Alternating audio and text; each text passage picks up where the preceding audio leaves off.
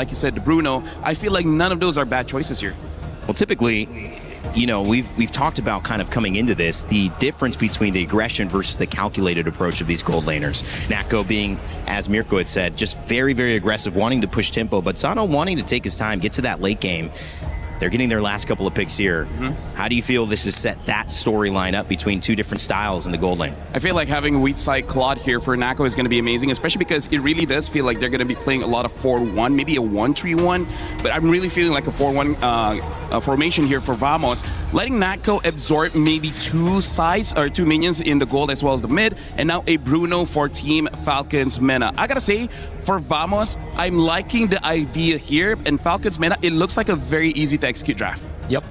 For Vamos, I think it's also pretty easy, right? It comes down to who executes better right now. If Vamos can play the strong side of the map, play around those neutral objectives, win out the skirmishes early on, and it's going to be great. But Falcon's Mena, I feel like they have more ways right now to play around their gold lane if that neutral objective loses out. If you think somebody won a draft, is it leaning towards Falcons for you? I'm leaning more towards Vamos. Towards Vamos. Yeah, same. You too, LaFell. It's obviously a great showcase of two teams coming in with different strategies. Natko and Sano in the gold lane trying to go toe-to-toe in terms of their dynamic. Will aggression win over calculated patience? And will Error 404 find a way to be the young star that he is? It's our first game of MLBB MSC at EWC 2026. I know two guys who are ready to call the action. It's Naisu and Gideon HQ. It took us weeks, if not months, for everyone to make their way here to the Mid-Season Cup in Paris.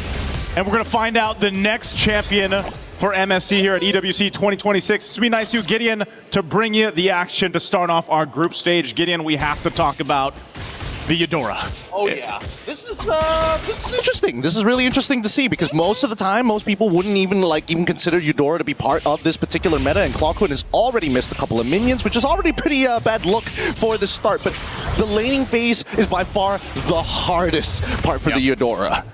The Eudora, it went through an interesting change, man. I mean, when it was its older self, you know, she kind of had a one kind of trick, like, here's my ultimate, here's a bunch of damage. But now I know LaFell mentioned it.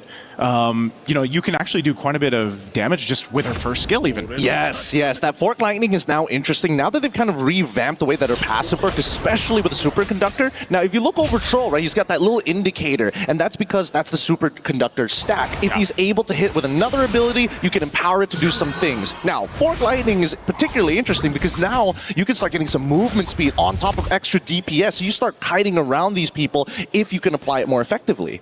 Yeah, one thing too is we got a chance to go ahead and call the games during the wild card. You know, we got to see Falcon's Mena make their way through that gauntlet that it was. Again, even those best of ones were pretty brutal. We know that they developed over those weeks, you know, or that week, those days that they had to play. We heard that they didn't even have much practice, you know, but they managed for the first time to get to the points in the group stage here for MSC after all that they've been through. And again, this is a team that we talked about that has this kind of innate synergy between each other, right? They've played together so much on the international stages. Is it going to happen?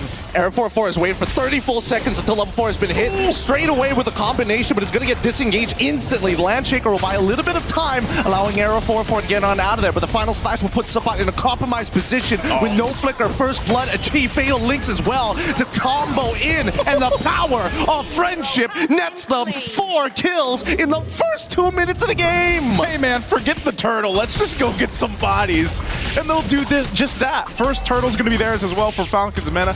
What a start. Let's take a look at the replay here brought to us by STC. I mean, again, man, this was a setup waiting to happen. A flicker, a stolen fatal links for Cuffin was the setup. Yeah, great eyes on Cuffin, actually, because he saw the angles. Like, maybe I can actually get a little bit more. They could have been happy with just 1 kill, but they decided we're going to go above and beyond. And now, unfortunately, that wasted 30-second angle that Arrow 404 was sitting up on that top side forward to try and unlock Suppot has now failed, and now has put him significantly behind, because if you look at Boyad, he's already level 6 to Arrow 404's level 4. Yeah, this is one of the things, again, where, you know, if you're able to go ahead and get these early starts into this game, the current meta that we're seeing, snowball potential can be quite insane, and you're talking about a 2,000+ gold lead already at this point, nearing that 4-minute mark.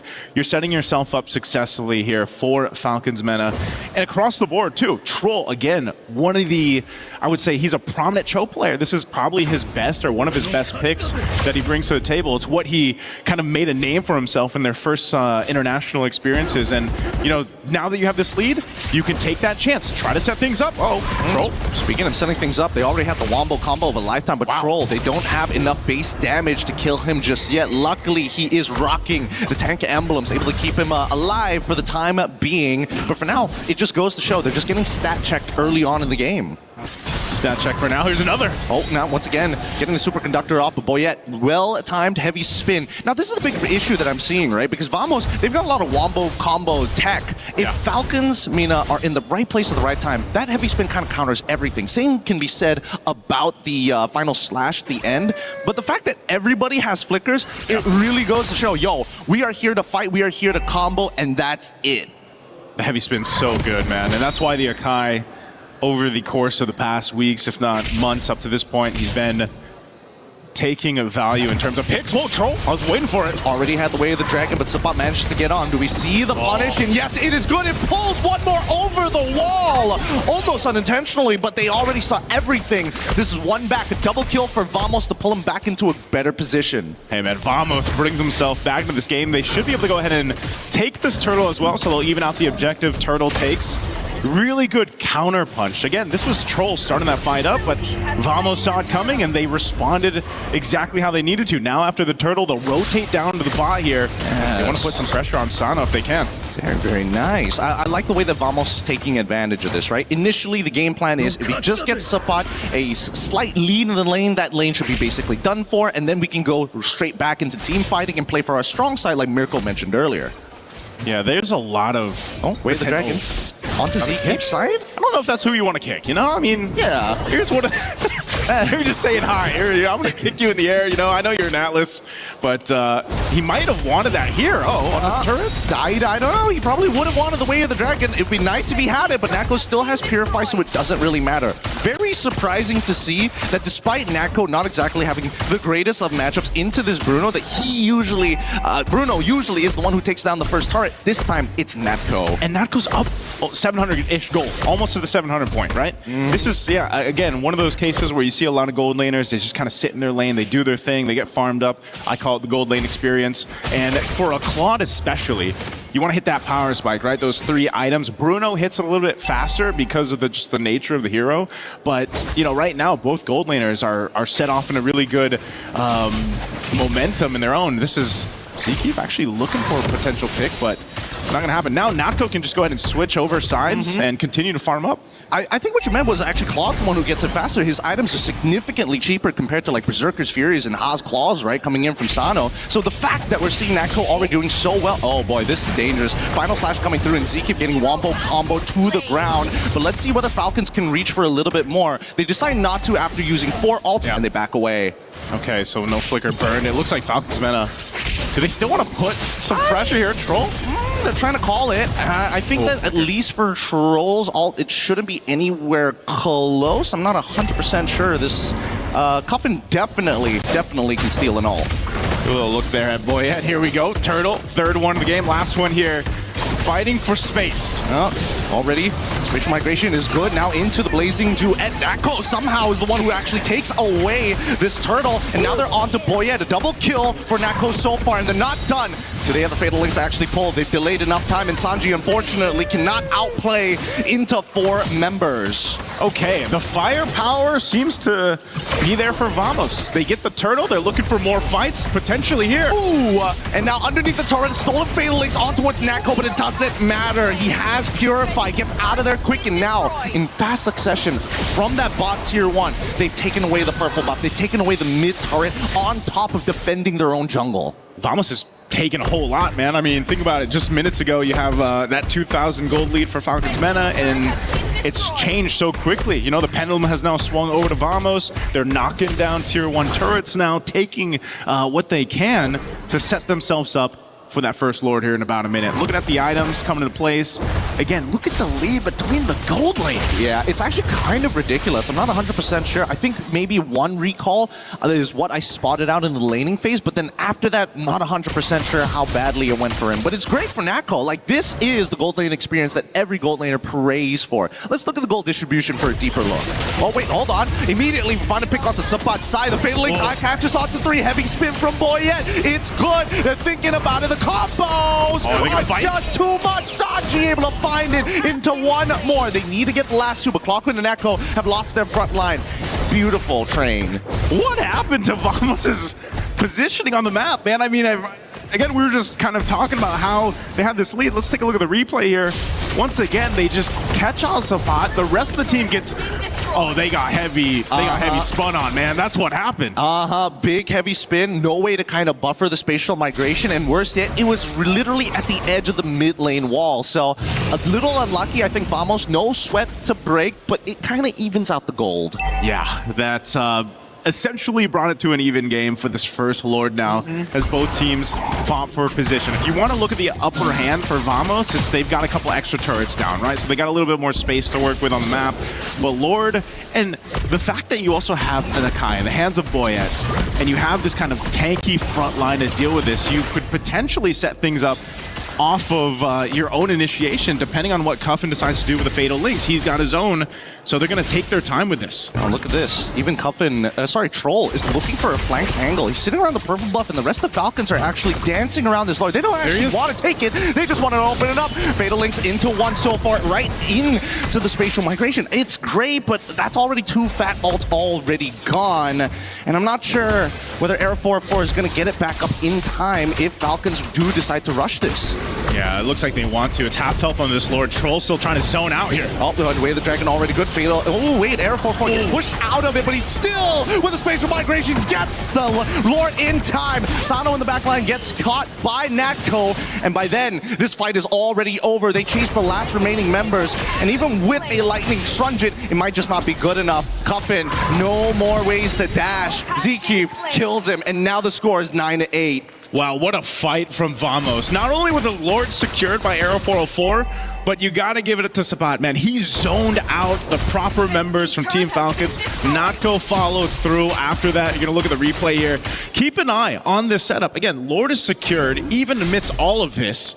But then where Sabat goes, he even burns the flicker, zones out Sano. So much of your damage profile is gone there. Natco was sticking to him, and that's how he's capitalizing on the kills. What I'm most surprised of the fact that they were able to steal the Lord. Like, everything that could have gone right for Falcons was already in the mix of this piece of bread that they were trying to bake, but unfortunately overcooked. And now Natco getting attacked by the epic spin. Luckily, the Winds of Nature keeps him alive long enough where the Dragon's going to kick him down, but the rest of the team can't even finish it off. Sanji gets him at the very end. Now Clockwind finds the trade. Subpot gets them back, and with the damage dealers gone, this allows Vamos a free in on the attack. Stolen Fatal Links onto 3, but Cuffin can only do so much before he dies. Subpot takes him out, and it's over. Sano takes out 1, and this might be it. Sano finally is skilled just enough with no ults and nothing left. That should be it for Vamos.